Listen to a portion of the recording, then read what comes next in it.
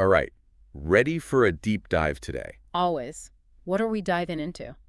We're going deep into the world of language learning, Okay. but with a twist. I like twists. We're looking at how culture shapes how we speak and understand English.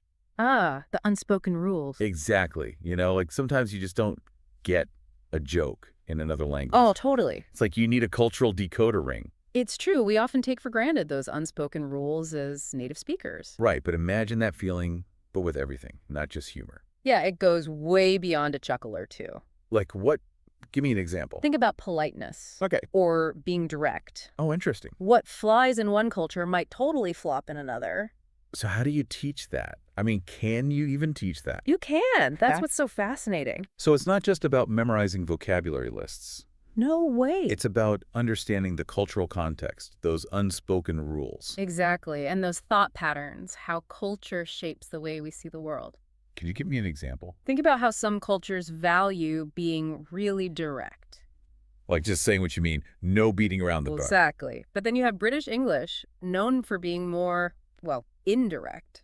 That's true. Lots of would you mind terribly and all that. Imagine someone from a more direct culture hearing that. They'd be like, just tell me what you want. Right. They might wonder why all the fuss. I can see how that caused some serious miscommunication. That's exactly what we're talking about, those lost in translation moments. So how do we bridge that gap? Like practically speaking. Both of the experts we're looking at today talk about teaching English with cultural sensitivity.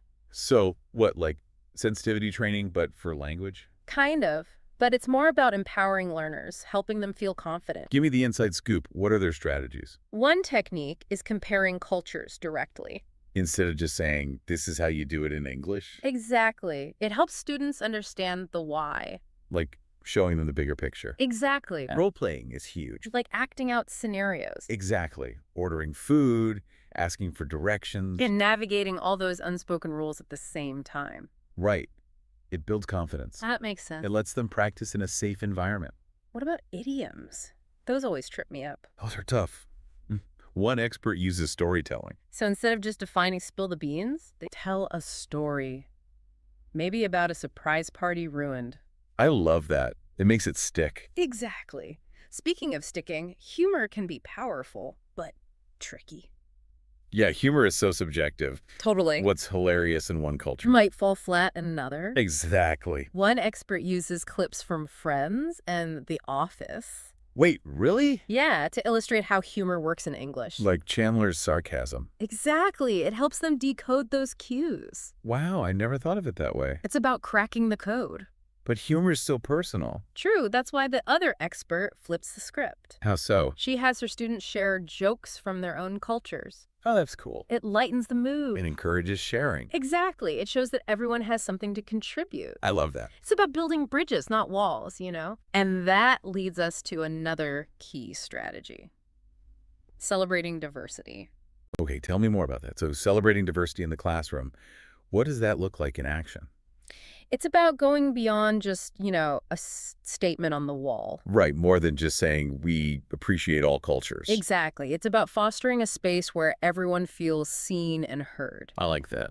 Dr. Clark talked about using more diverse learning materials. Okay, like what?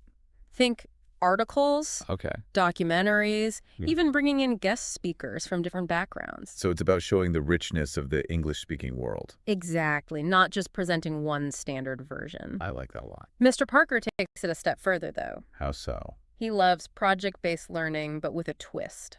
Okay, I'm intrigued. Tell me more. He encourages students to use their own cultural backgrounds as inspiration. So not just writing another essay about, say, American history. Right. It could be researching how their own cultures view a similar topic. So instead of the American Revolution, they might look at revolutions in their own history. Exactly. Or it could be something totally different. Like what? Maybe they create presentations about their home countries Ah. or write stories that blend their culture with their English skills. Wow, that's really powerful. It is. It turns language learning into this active process. They're not just learning English, they're using it to share their own story. And connect with others. There's this quote I love. Language is the roadmap of a culture. Ooh, I like that. It shows where they come from and where they're going. Exactly. Language isn't just words, it's a whole way of seeing the world. So by understanding the culture behind the language, we understand the people better. You got it.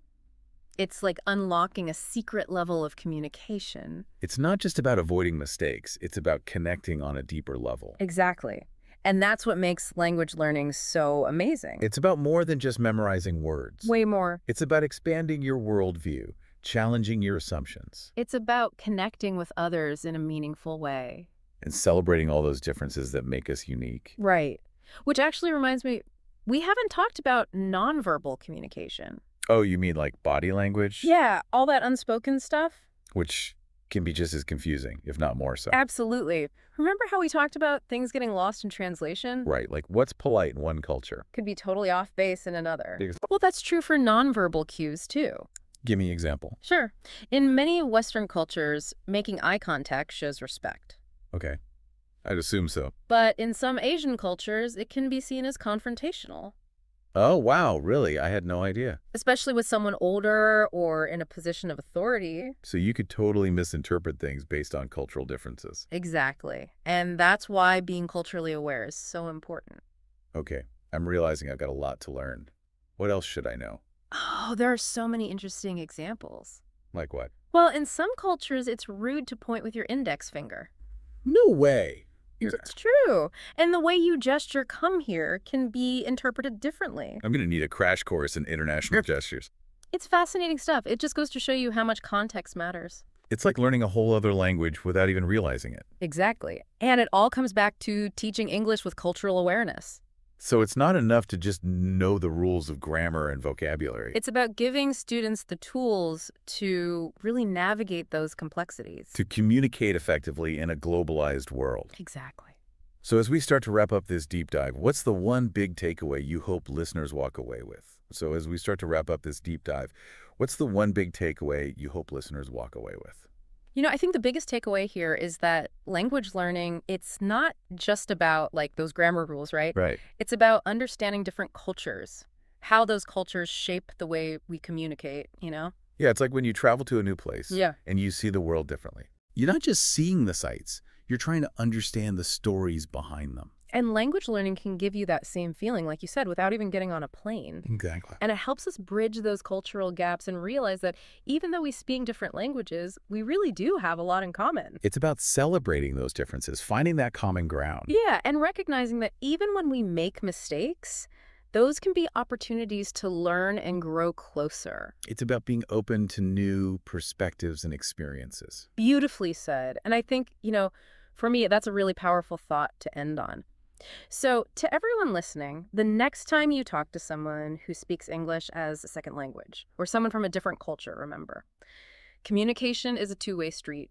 Be patient, be curious, be open to learning from each other. It's about making those connections, broadening our horizons, one conversation at a time. Absolutely. So, to our listeners, we leave you with this.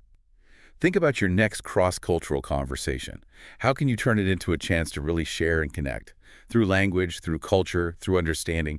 Keep those conversations going, keep your minds open, and until next time, happy exploring.